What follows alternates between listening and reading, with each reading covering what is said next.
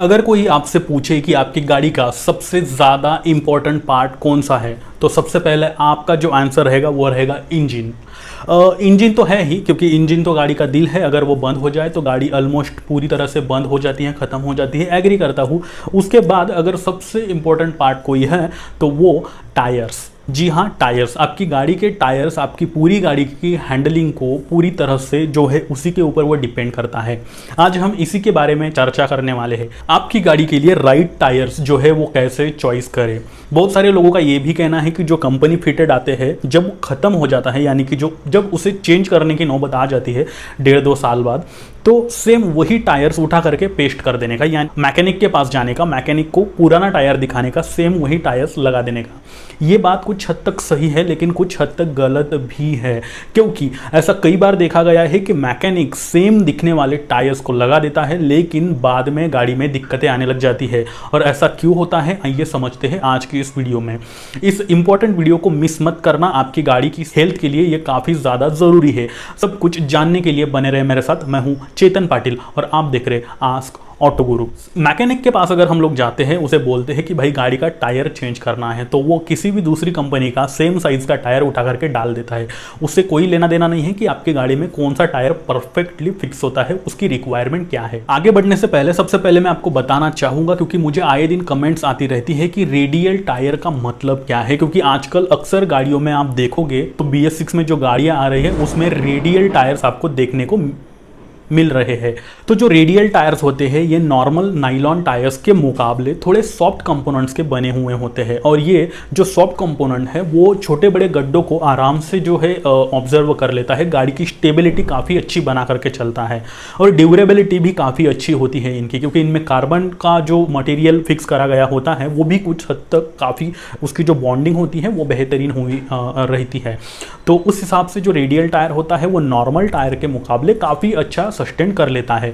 तो ये कहानी है रेडियल टायर की। वैसे रेडियल टायर का जो मटेरियल है वो बारिश के दिनों में भी आपको रोड पर अच्छे से ग्रिप बनाकर चलता है और स्किड नहीं होता है। तो ये कई सारे फायदे इस टायर के होते हैं। आइए बढ़ते हैं आगे और बात कर लेते हैं कि टायर की साइज कैसे पहचानें। जब भी बाइक लेते हो तो साइज देखना उसके लिए काफ़ी ज़्यादा ज़रूरी है। मैनुअल बुक में भी आप इसकी जो है साइज देख सकते हो, टायर्स की मैं पर्टिकुलर बात कर रहा हूँ। तो मैनुअल बुक के हिसाब से ही आपको टायर जो है आपकी गाड़ी में इंस्टॉल कराना है अगली बार जब भी आप चेंज करोगे। टायर के साइड में साइज लिखी हुई होती है, जो उसके जैसे आप इमेज में देख पा रहे हो, तो उस तरह से जो साइज होती है वो लिखी रही होती है। एग्जांपल के तौर पर अगर मैं बताना चाहूँ तो 130/80 और उसके बाद फिर 17 या फिर 18 ऐसा कुछ लिखा रहता है। तो 130 mm जो mm में होता है उसका यूनिट, उसका मतलब होता है विड्थ टायर की, और वही 80 mm यानी कि वो साइड वॉल की जो थिकनेस होती है वो वहाँ पे दर्शाता है। और उसी के साथ जो 17 या फिर 18 उसके एग्जैक्ट बाजू में लिखा हुआ होता है वो इंचेस में होता है। तो वो होता है टायर की पूरी हाइट कितनी है। तो अब अगर यहाँ पे एग्जांपल के तौर पर मैं बताना चाहूँ तो जो टायर आपको यहाँ पे दिख रहा है वो है 130/80 सेक्शन का 17 इंचेस का टायर। ये ट्यूबलेस है, ट्यूब टायर भी हो सकता है। तो वो डिपेंड करता है कौन सी गाड़ी में कब फिट होने वाला है। तो ऐसी चीज़ है। अब आइए जानते हैं टायर्स के टाइप्स कैसे होते हैं। तो देखो यहाँ पे 2 टाइप के टायर्स होते हैं, एक होता है सॉफ्ट कंपाउंड और एक होता है हार्ड कंपाउंड। तो इसी के ऊपर गाड़ी की जो है हैंडलिंग जो डिपेंड करती है कि सॉफ्ट कंपाउंड के टायर आपकी गाड़ी में है या फिर हार्ड कंपाउंड के टायर्स है। अलग अलग सिचुएशन में इनका यूज़ किया जाता है। जैसे अगर आप रेसिंग ट्रैक पर देखोगे तो यहाँ पर आपको इमेज में दिख रहा है इस टाइप का सॉफ्ट कंपाउंड का टायर लगाया गया होता है। क्योंकि ये सॉफ्ट कंपाउंड के होते हैं तो यहाँ पर ये जल्दी घिस भी जाते हैं, लेकिन रोड पर जो कॉर्नरिंग होती है वहां पे प्लेन हाईवे होते हैं। रेसिंग ट्रैक अगर देखा जाए तो प्लेन रोड होता है, और ऐसे में उसे कॉर्नरिंग के लिए और स्पीड के लिए, साथ ही जो स्टेबल एबिलिटी है गाड़ी की उसे बरकरार रखने के लिए इन टायर्स का यूज किया जाता है। जो ज्यादा बड़े थ्रेड वाले टायर्स होते हैं वो ऑफ रोडिंग के लिए यूज किया जाता है, जैसे कि एक्सपल्स 200 में है, हिमालयन में है, और इस तरह की ऑफ रोडिंग करने वाली जो गाड़ियां होती है उनमें बड़े थ्रेड वाले टायर्स होते हैं। क्योंकि ये गाड़ियां अगर कीचड़ में भी फंस जाए तो उसका टायर कीचड़ को भी रौंद करके आगे निकल आए, उस उस तरह से इन्हें बनाया जाता है और ये कहीं ना कहीं थोड़ा सॉफ्ट थोड़ा हार्ड कंपाउंड रहता है। लेकिन जो नॉर्मल सिटी राइड या फिर हाईवे राइडिंग के लिए आम जो कम्यूटर सेगमेंट्स की गाड़ियाँ होती है, आमतौर पर जो 150-200 सीसी की भी गाड़ियाँ होती है, इन शॉर्ट जब आप सिटी या फिर हाईवे पे चलाने के लिए कोई गाड़ी लेते हो तो उसमें नॉर्मली जो हमारे टायर्स होते हैं वो नाइलॉन कंपाउंड्स के बने हुए होते हैं। अब यहाँ पर आप जो थ्रेड देख रहे हो ये फ्रंट टायर का है और इसमें ये जो इसके जो क्रॉस थ्रेड आपको दिख रहे हैं ये पानी को हटाने का काम करता है, हाईवे पर अच्छे से अपना जो है स्टेबल एबिलिटी बना के चलता है। वही रियर टायर का भी आप यहाँ इमेज देख रहे हो।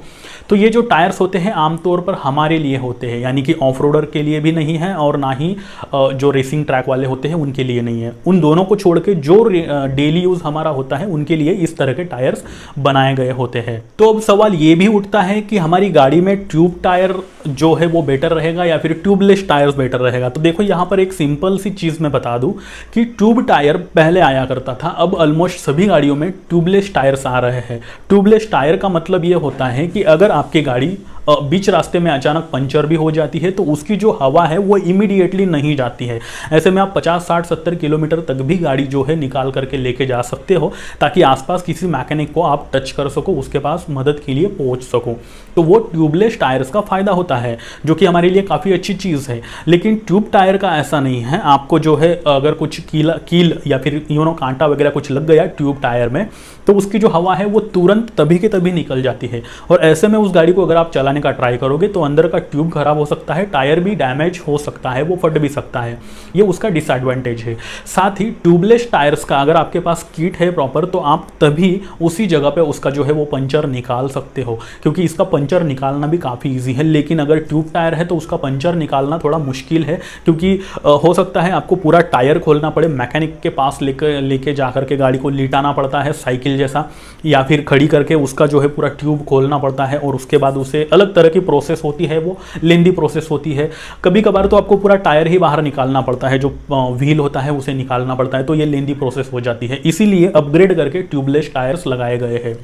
अब अगर आप ये पूछोगे कि हमारी गाड़ी जो है वो ट्यूब टायर वाली है, इसमें हम ट्यूबलेस टायर्स बिठा सकते हैं, तो जी हाँ आप बिठा सकते हैं। लेकिन एक बात का ख्याल रखना कि गाड़ी का माइलेज कुछ हद तक कम ना हो या फिर हैंडलिंग जो स्पीड होता है, पिकअप है, वो कहीं ना कहीं कम ना हो। इसलिए आपको किसी अच्छे से मैकेनिक को ही इसका जो है उपचार कराना पड़ेगा।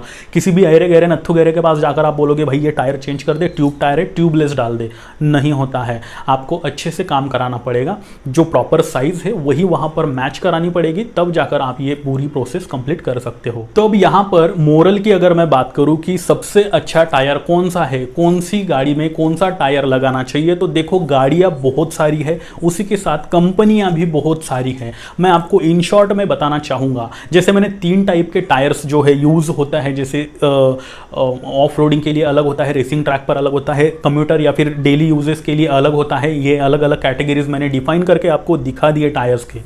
तो उस हिसाब से आपको भी ये तय करना है कि आपका मैक्सिमम यूज़ क्या है। क्या आप बहुत ही ज़्यादा ऑफ रोडिंग करते हो तो उस हिसाब से टायर्स बिठाना चाहिए आपको, या फिर आप बहुत ही ज़्यादा हाईवेज पे चलते हो तो उस हिसाब से टायर्स लगाने चाहिए। सिर्फ सिटी में ही चलना होता है तो उस हिसाब से ही नॉर्मल कंपोनेंट के टायर जो होते हैं, सॉफ्ट और हार्ड दोनों मिक्स, तो वो वाले लगाने चाहिए। या फिर आपके बारिश में बहुत ज़्यादा, आपके इलाके में बारिश बहुत ज़्यादा जो है होती है तो उस तरह के सॉफ्ट कंपोनेंट्स के टायर्स आपको लगाने चाहिए।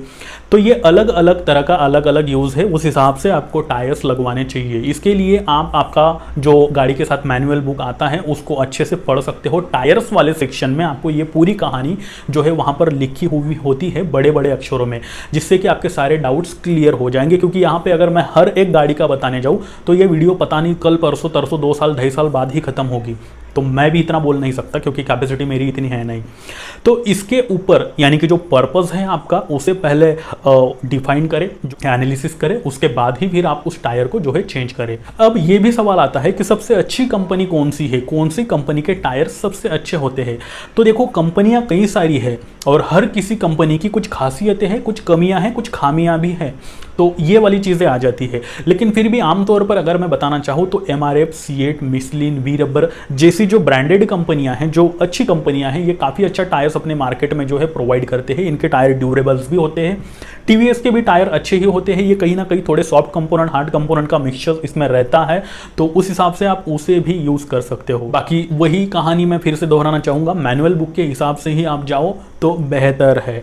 इसी के साथ मैं चेतन पाटिल आपको फिर से एक बार कहना चाहूँगा कि अगर आप चाहते हो कि आपके कार और बाइक से रिलेटेड सभी सवालों के जवाब आपको एक ही चैनल पर अवेलेबल हो जाए, तो ये चैनल सिर्फ आपके लिए है। इसे सब्सक्राइब करना ना भूले। साथ ही अगर आपने मुझे अभी भी इंस्टा और ट्विटर पर फॉलो नहीं कर रखा है तो वहाँ पर भी आप मुझे फॉलो कर सकते हो, क्योंकि आपके सभी सवालों के जवाब वहाँ पर भी दिए जाते हैं।